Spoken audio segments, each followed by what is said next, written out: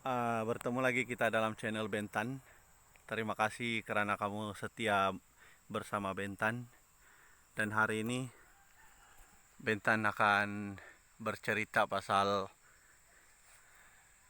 pruning lagi, pruning pokok hantu.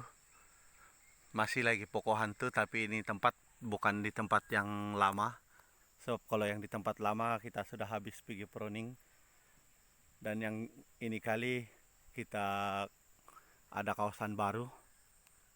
Dan ini agak kecil sedikit, 10 ekar saja. Tapi kita bukan setakat menombak, tetapi kita juga menyabit. Tapi untuk kali ini kita putuskan untuk pergi tombak ini kelapa-kelapa kecil dulu. Pergi pruning kelapa-kelapa kecilnya dulu, yang kira macam supply-nya ini, yang dia selit di pertengahan-pertengahan mana-mana pokok yang dia rasa boleh ditambah, dia tambah. Itu pun beza antara pokok besar dengan pokok kecil pun cukup jauh. Sebab itu pokok-pokok kecil terbantut, makanya dia tidak berbuah. Tapi pelepahnya cukup banyak, sebab dari dia ditanam sampai sekarang tidak pernah dijaga. Dan ini tempat baru juga kami siap selasing. Dan kamu boleh perhatikan kita juga sudah spray tempat ini. Selepas sudah diselasing kita sudah spray juga. Dan kamu perhatikan bagaimana semaknya ini pokok-pokok. Ini saya perlihatkan kamu pokok-pokok hantunya, pokok kecil dan pokok besar, semuanya pokok hantu. Kamu boleh perhatikan di sana. Pokok-pokok besarnya semuanya pokok hantu. Itu pokok kecil di sana. Itu juga pokok kecil. Cukup berhantu. Kita takut saja kalau ada hantu yang tinggal di dalam, sebab dia terlampau semak. Kamu boleh tengok. Saya akan perlihatkan kamu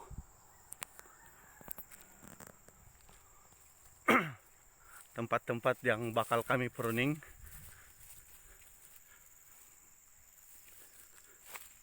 Pokok kecil dan pokok besar. Nah, itu yang saya maksudkan. Dia dari kecil tidak pernah diambil sampai sekarang. Sudah mencecah 5 ke 6 tahun umurnya. Kalau diperhatikan bagaimana semaknya ini tempat. Dan tempat ini kita akan bersihkan. Bermula dari ini hari. Kita sudah masuk dalam bulan Maret.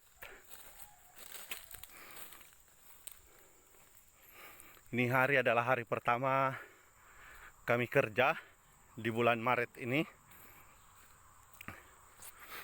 Dan bulan lalu, bulan Februari, kita sudah pun dapat gaji dari hasil kerja kita.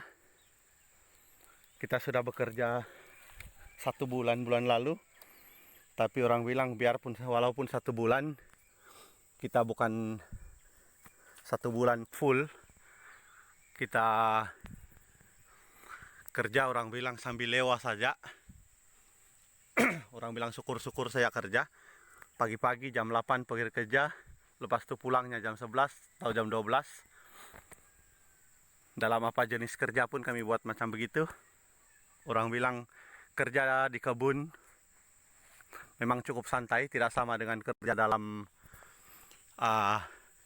ladang atau syarikat yang besar-besar, yang orang bilang kita kena terikat dengan apa-apa yang ada di dalam syarikat lah. Orang bilang undang-undangnya kita akan terikat. Setiap pagi kita kena master dan kita terus kerja 8 jam 1 hari. Kalau ambil buah mau kena kerja 1 hari, tiap-tiap hari begitu, baru boleh dapat gaji yang cukup lumayan. Jadi orang bilang kita di sini kerja di kebun tidak perlu begitu. Kita bangun jam 7 pagi, lepas itu berangkat kerja jam 8, lepas itu balik mungkin jam 11, jam 12.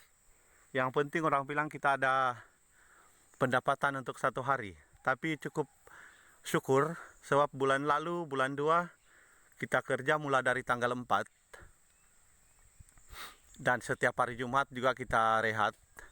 Hari Minggu pun kadang-kadang ada rehat juga. Dan kalau musim hujan memang confirm kami ada dalam rumah, tidak pergi mana-mana. Tapi syukur kami bertiga, sebab saya ada teman 2 orang lagi. Maksudnya kami 3 orang kerjakan kebun ini. Kami ambil buah, kami pruning, kami selasing, kami spray. Makanya kami dapat gajian, bila gajian bulan lalu punya tanggal 28 bulan 2 2021 kami gajian, kami dapat duit cash, uang cash Rp3.000. Rp3.000 Malaysia. Jadi bayangkan, kita kerja bukannya full dalam 1 hari, lepas itu dalam sebulan pun kita tidak kerja, orang bilang full 28 hari. Kita cuma kerja mungkin kalau dikira tolak sana, tolak sini, tolak, mungkin dalam paling maksimum 20 hari kita kerja. Tapi kalau kira orang bilang minimum mungkin dalam 14 hari ke 15 hari. Jadi bayangkan, kami dapat 3 orang 3.000, 1 orang 1.000. So dalam 2 minggu lebih kita boleh dapat pendapatan 1.000 1 orang. Bayangkan berapa banyaknya. Kalau 1.000 dalam masa beberapa hari kita boleh dapat, cukup untung. Jika dibandingkan dengan mana-mana tempat, kita kena kerja 1 bulan, lepas itu terikat dengan undang-undang, kita boleh dapat 1 bulan full kita kerja 1.000 lebih. Sama kan? Jadi orang bilang kita lebih tenang kerja yang begini. Sebab itu orang bilang, bagi saya memang ini tempat memang cukup syukur, cukup boleh makan untuk keluarga. Orang bilang tidak perlulah orang bilang mau kena ke kiri ke kanan, mau lari kiri kanan musim pandemik begini. Orang bilang apa yang ada kita kena dapatkan, yang penting halal. Apapun pekerjaannya, janji halal itu sudah memadai bagi saya untuk menghidupkan saya punya keluarga. Kira oke lah itu kan. Kepada sobat-sobat semua, pastikan Anda tidak perlu memilih kerja, apapun pekerjaan. Apa yang penting adalah halal dan boleh menyara hidup diri sendiri dan keluarga. Itu sudah orang bilang kemestiannya. Jadi terima kasih karena kamu mendengar apa yang saya sudah cakap, apa yang sudah saya culeti-culeti selama beberapa menit ini. Harap kamu tonton habis video ini agar kamu boleh mungkin mendapat sedikit inspirasi daripada kisah kehidupan saya selama sebulan ini di dalam bidang pekerjaan saya dan kejayaan yang saya dapat. Jadi orang bilang syukur karena kamu masih setia dengan saya. Kepada yang subscriber lama, tolong setia terus. Dan kepada yang baru menonton video saya, tolong support channel Bentan. Tolong like, komen, dan subscribe supaya channel ini akan berkembang di masa depan. Dan jangan risau, bila saya berjaya nanti, saya tidak akan lupa kepada subscriber semua, kepada kawan-kawan semua.